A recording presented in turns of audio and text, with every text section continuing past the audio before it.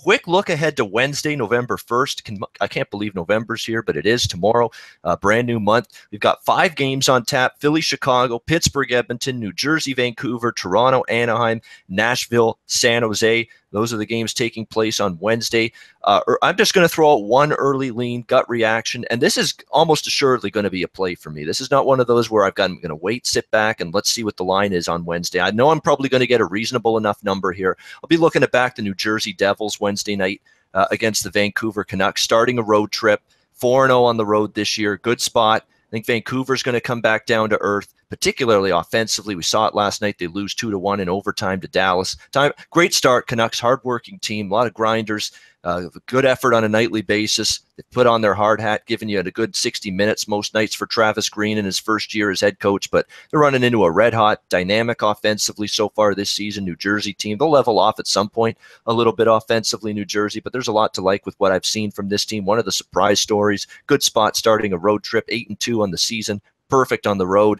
I think they go into Rogers Arena tomorrow night and take down the Canucks. I'll be on the Devils Wednesday night. Anyone have a thought on the Wednesday card early on? Let's start with Dana. Well, I mean, first thing, I'm looking at that game too. It's strange that is probably going to be the marquee matchup tomorrow. If you would have told me that Devils Canucks November 1st was your marquee matchup, I would have said that was probably nuts. But that's certainly the game that you're interested when the number comes out. And I'm not really, I mean, in all honesty, without seeing a number or goaltenders or anything like that, it's difficult to have a lean on this. I think New Jersey's a little bit better offensively, but I think at least until we can't, which we've done the last couple of years, we'll ride Vancouver out as much as we can until they kind of fall back, which they're expected to do. Whether they do or don't, that remains to be seen. But I think New Jersey is a little bit better offensively, but I also think from a Vancouver standpoint, I always look at these as kind of opportunity games, especially if you're the home team. And I know I put a lot of psychology into handicapping, but let's kind of dive into the room a little bit and say, well, if I'm the Vancouver Canucks and I'm looking at New Jersey coming in, I know that if we want to get to where we want to be, these are some of the teams that we have to beat, and now we have an opportunity to do that at home. And if they're able to do that, I make a note. If they're unable to do that, I make a note as well. But I think Vancouver looks at this as an opportunity game. I expect the line to be in the 25 range, maybe 20. Maybe I'm way off on that, but that's kind of where I would be. Maybe 15, because it's there's that East Coast bias a little bit. A lot of people are more kind of more familiar with them, and of course that you make these lines based on trying to get equal action. So I think that you'll get more money coming in, maybe not offshore, but certainly here in town, more money coming in on New Jersey than you will Vancouver. So they won't make it too high because they don't want all that plus money liability. So probably be in the 15 to 20 range, but I would be looking at the Vancouver side right now. That doesn't necessarily mean that's going to be my play tomorrow. There we go. So depending on the price, Dana might look at Vancouver. And I know regardless of the price, I'll be looking at New Jersey. So there we go. Andrew, what are you looking at for Wednesday?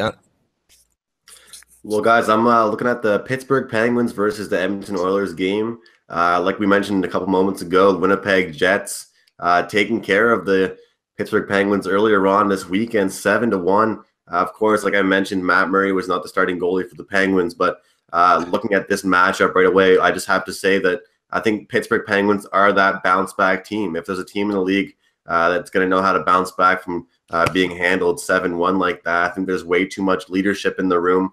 I think there are way too many all-stars on that team for us not to see any kind of bounce back.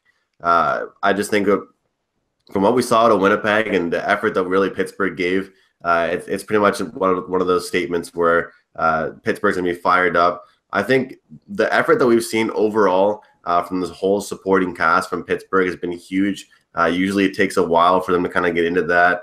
It's just your typical Malkin, Crosby, Kessel kind of thing. But everyone's really showing up to play, and that's what I love about this Pittsburgh Penguins team. And that's why I think they've had so much success with the back-to-back Stanley Cups. Moving towards the Edmonton Oilers, looking at those guys, I think that they have kind of taken a step in the right direction. They've gotten some more goals from Nugent Hopkins, Patrick Maroon.